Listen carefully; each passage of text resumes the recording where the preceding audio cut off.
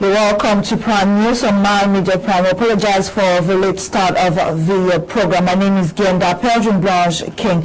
Municipal personnel under Douala 5 municipality has supervised the demolition exercise in risk settlement areas around Logbesu. The exercise was led by Jamanga Tapsi, Chief of the Municipal Police. Details with Lasha Kingsley in the following report. Officials of the Douala City Council today embarked on a demolition exercise at Logbesu in the Douala 5 municipality. The area, considered by municipal authorities as risk zone, was cleaned today in an operation supervised by the Chief of Municipal Police, Ndumanga Tabsi. I prefer them on the road than under the road because they are human beings. They have to live. I mean, maybe on the road than under the road. That is what I'm saying. My problem, or our problem today, is not to let them die in no center. They have to know that staying there, they are going to die. This road is coming down, and it is not a way to finish. According to the head of communication at the City Council, cet endroit, ce n'est pas des terrains constructibles. Dans toutes les villes du monde, nous avons des zones non constructibles, des zones marécageuses. Dans ces zones-là, nous ne délivre pas de permis de bâtir ni de titre foncier. Donc, alors ici, c'est nous qui avons un permis de bâtir. Nous allons regarder et voir ce qu'il faut faire. Et nous allons...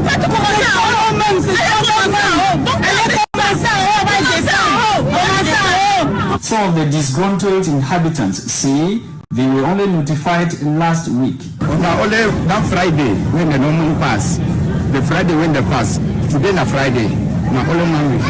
Other inhabitants whose houses were demolished say they are being targeted by the City Council. Tout ça se sont bamileke, on a détruit, faut pas nous détruire maintenant, on répond pas. Ils n'ont même pas. The council made stiff resistance from the population during the demolition exercise. Natives of Douala equally staged a protest earlier today to condemn what they term the imposition of a non-native on them as chief. The natives were all dressed in black and brandished placards with messages to express their discontent. Lasha Kingsley completes the story.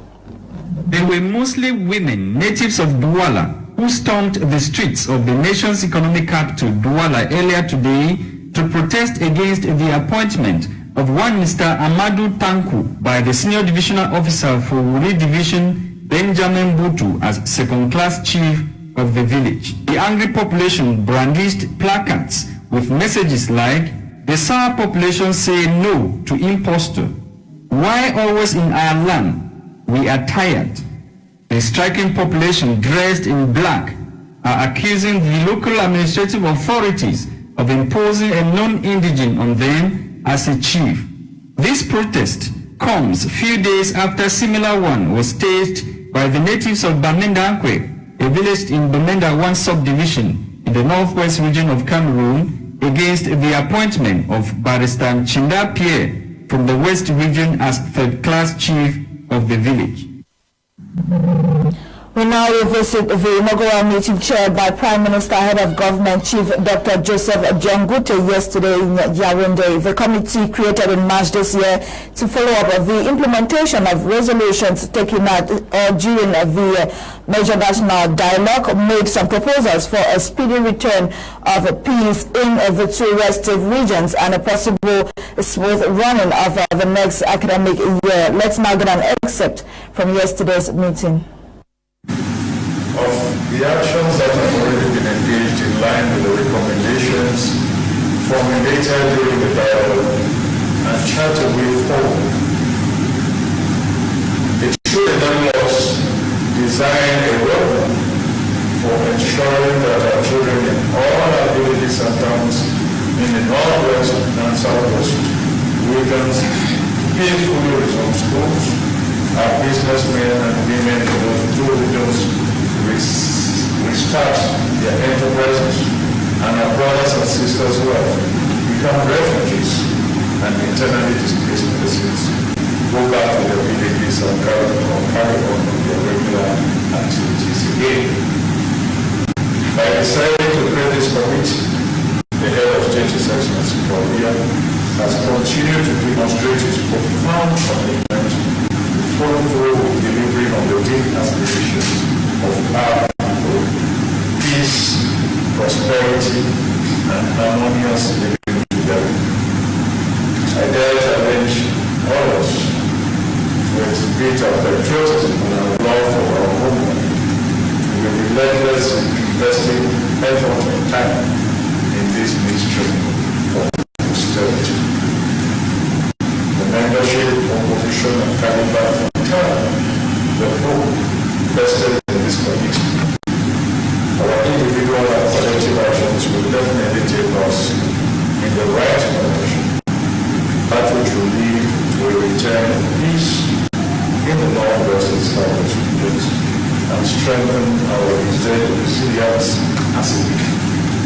I therefore formally declare open the inaugural session of the committee to follow the implementation of the recommendations of the major national parliament.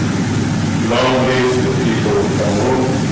Long live the head of state, His Excellency Paul Biya.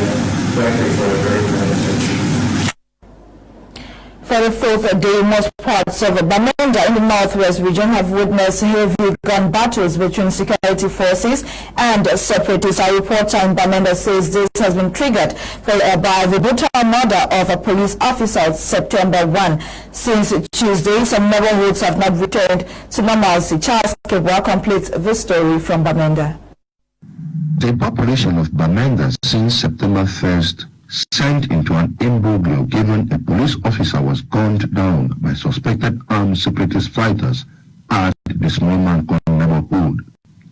Sporadic gunshots spread into most parts of the town, gripped population by fear on account of persistent sounds of gunshots on the streets of Bamenda. Many residents have kept to their homes, while few go about their businesses in safer quarters or areas of the town. The Bamenda Commercial Avenue and Food Market, heart of the city, many shops and stores remain closed, leaving most streets within the city of Abakwa deserted, especially in most part of the Bamenda 2 subdivision, while few persons go about with their businesses on areas like Bamenda 3 subdivision and the Bamenda Upstation administrative area in the Bamenda 1 subdivision. By press time, the population still live on uncertainty as defense and security forces have been on alert patrolling around the town. We now talk about reactions from political parties and individuals following the arrest of a young boy accused of fraud and exam malpractices during this year's baccalaureate examination. Gladys Bomotongina in the French language. L'arrestation de Gasson Gervais Kevin, élève en classe de terminale au lycée de Baganté, et de 4 autres enseignants, soit l'un dans la ville de Melon et des autres résidents à Pendia, présentement détenus à la prison centrale de Yaoundé-Kondengui pour avoir partagé les épreuves du baccalauréat sur les réseaux sociaux, suscite la polémique sur l'opinion nationale. Sachant qu'il y a quelque temps de cela, le ministre de l'enseignement secondaire, Nalo Lyonga, avait relâché un communiqué portant sur les résultats des enquêtes administratives qui accablaient 7 responsables du service de reprographie de l'Office du baccalauréat du Cameroun. Une commission présidée par son secrétaire général, mais n'ayant pas résulté à cet extrême. Au regard de cela, le député du PCRN, Nouran Fotsing, et l'artiste Kares Fotio n'ont pas manqué d'exprimer leur étonnement à voir ces personnes incarcérées tandis que les responsables de l'office du bac ne l'ont pas été. Elles demandent donc libération et justice. At least 80 pregnant women are said to have been infected with COVID-19 in Cameroon since March. The total recovery rate in the country stands at 94%, with a relative rise in the number of infected persons. Darling Gonde tells us more. This information was made known recently in Yaoundé by Dr. Fane Mohamed, Director for the Promotion of Health at the Ministry of Public Health, during the daily press briefing of Cameroon's COVID-19 epidemiological situation. Cameroon's epidemiological situation shows that since March, when the country recorded the first coronavirus case, 80 pregnant women have been infected with the virus. Speaking to the press, the health official disclosed that the government has embarked on a number of measures to strengthen the supply of essential healthcare services to infected pregnant women. We take this opportunity to recall that COVID-19 epidemic is still affecting people in our country. More than ever before, we must be very vigilant and scrupulously comply with the barrier measures put in place by WHO and the government, including the mandatory wearing of protective masks, regular hand washing, and respect of physical distancing. In addition to these measures, she cited the drafting of guidelines by experts in the mother-to-child domain validated by the Scientific Committee of the Ministry of Public Health. She added, these guidelines are used in health facilities to guarantee safe care. Dr. Fane Mohamed further disclosed that Priority Health Program continues to offer essential services including vaccinations as well as pre- or postnatal consultations. According to her, the available statistics have proven that transmission during pregnancy or childbirth is very possible. Besides that, infected pregnant women, she further disclosed, are more at risk of developing serious illnesses from COVID-19 than non-pregnant women, reason why the health expert has called on parents and mothers in particular to keep respecting COVID-19 barrier measures or call the disclosed free toll numbers in case of any symptom. In his regular tweets, the Minister of Public Health, Dr. Manauda Malachi, also disclosed recently that Cameroon has so far recorded 456 new weekly coronavirus infections, making a total of 19,604 confirmed cases, with 18,448 having been treated, giving a recovery rate of 94.1%. Our reporter Bokengo Kenya Worthy takes us through news making events out of Cameroon. Her reports.